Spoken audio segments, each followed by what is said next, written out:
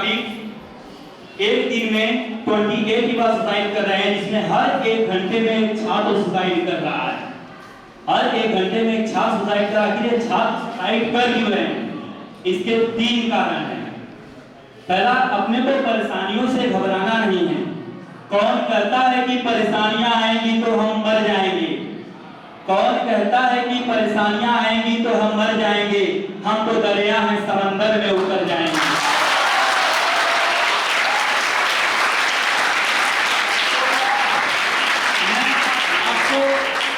इन काबिलों का नाम बताना चाहता हूं।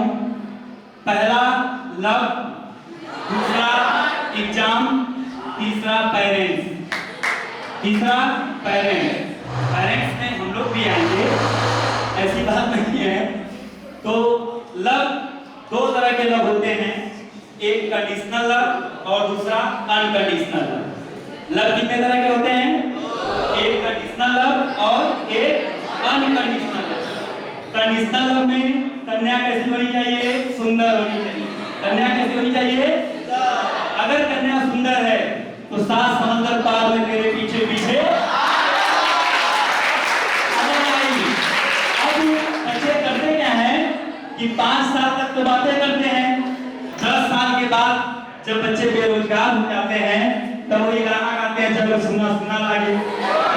क्या होता है? जब सुना सुना लागे। 5 साल तक तो बातें किए, जब छोड़ के चली गई या छोड़ के चला गया, जब छोड़ के चली गई, जब छोड़ के चला गया, तो कहते हैं कि यार हमने तो लव किया था, सच्चा प्यार किया था। सर, जबकि साइंस कहता है प्यार नाम की कोई चीज नहीं होती है।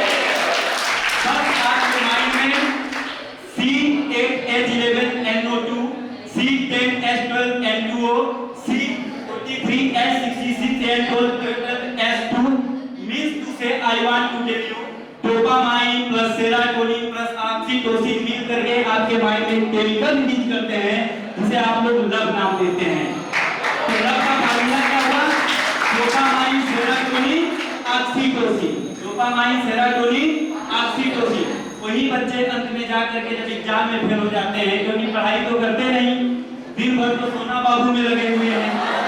तो पढ़ाई तो उनका करना नहीं है, तो फ्यूचर जाकर उनका कैसा होने वाला है? अंत में डिप्रेशन पड़ेगा, एग्जाम का डिप्रेशन पड़ेगा। अंत में एक ही रास्ता बचता है, फैमिली का तनाव, रिश्तेदारों का तनाव, सबका तनाव उनको घेरे हुआ है। तो कंडीशनल लव की तरफ ज्यादा झुकाव है बच्चों का, और इसी बारे में सोचते हैं यार छोड़ के चली गई, मैं कैसे जिंदा रहूंगा। लेकिन सर, अनकंडीशनल लव को सब लोग भूल जाते हैं। तो सर, अनकंडीशनल लव क्या होता है? Love is not temporary for feelings और emotions. Emotions are feelings sometimes change daily, but true unconditional love is everlasting. जो आपके माँ बाप आपसे प्रेम करते हैं, आप काले हैं, गोरे हैं, बहरे हैं, लूले हैं, लगड़े हैं, उनसे इस बात में कोई फर्क नहीं पड़ता। आपको बिना सोचे समझे आपसे मोहब्बत करते हैं, आपसे प्यार करते हैं, और आप अनकंडीशनल लव को छोड़ करके कंडीशनल लव के लिए चल दिए। तो मेरी बात हमेशा याद रखना, हमेशा मेरा स्लोगन याद रखना, I am not interested in बाबू एंड सोना, I am interested in successful होना।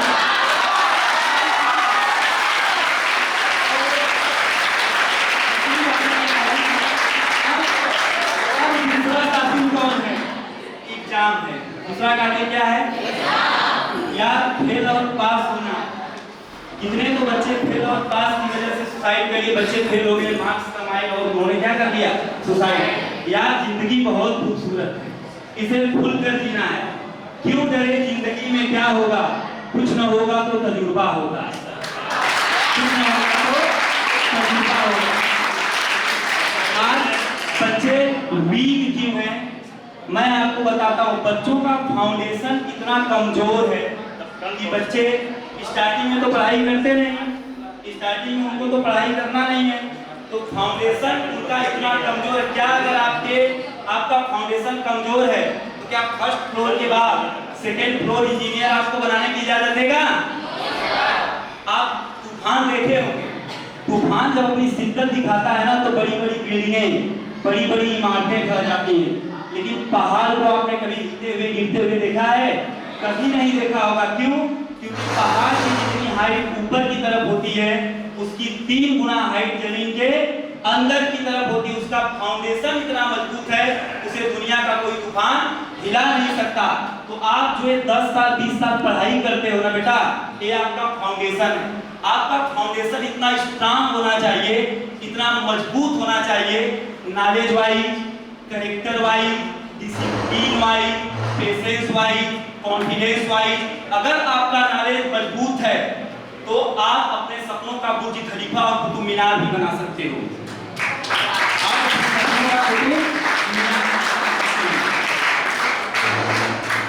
तो अब तीसरा कातिल की बात करते हैं आप लोगों के पेरेंट्स।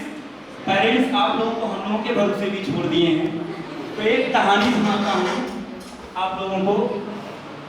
जंगल के राजा शेर का फरमान आया कि आज से हमारे जंगल में कोई अनपढ़ नहीं रहेगा। आज से हमारे जंगल में कोई अनपढ़ नहीं रहेगा। तो उसने एक स्कूल खोला। उसमें खरगोश के बच्चे, कछुए के बच्चे, मछली के बच्चे, ऊंट के बच्चे, बंदर के बच्चे, जिराफ के बच्चे, हाथी के बच्चे, सबने एडमिशन लिया। सबने क्या लिया? एडमिशन लिया। फर्स्ट यूनिट टेस्ट का एग्जाम हुआ। फर्स्ट यूनिट टेस्ट का एग्जाम हुआ और एग्जाम का क्वेश्चन था कि एग्जामिनर के सामने इस पेड़ पर चढ़ के उतरना है। एग्जामिनर के सामने इस पेड़ पर चढ़ के क्या करना है? उतरना है। तो सर हुआ क्या कि उसमें सिर्फ बंदर का बच्चा चढ़ के उतर गया पेड़ से, बाकी सभी बच्चे चढ़ने में असफल हुए। अब हाथी के पेरेंट्स, जिराफ के पेरेंट्स, खरगोश के पेरेंट्स, कछुए के पेरेंट्स इनको पेड़ पर चढ़ाने के लिए कोचिंग दिए, ट्यूशन दिए, लेकिन अंत में साल भर वेट करने के बाद फिर वापस से रिजल्ट आया।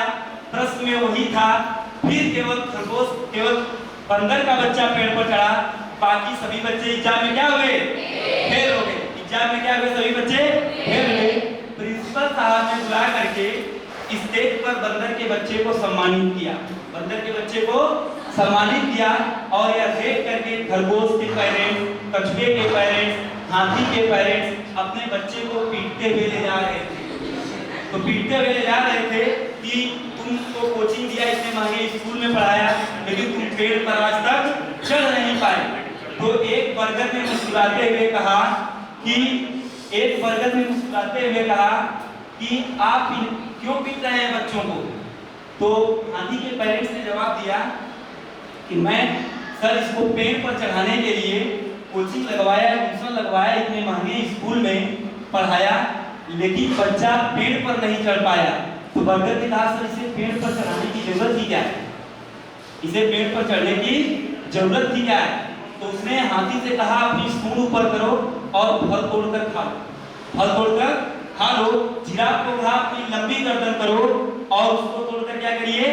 खा लीजिए। ठीक है, फल को इसी तरह से करते करते अब हुआ क्या कि ये अपमान हमेशा हाथी के बच्चे और पेरेंट्स के बच्चों। कहने का मतलब आप लोग समझ रहे हैं?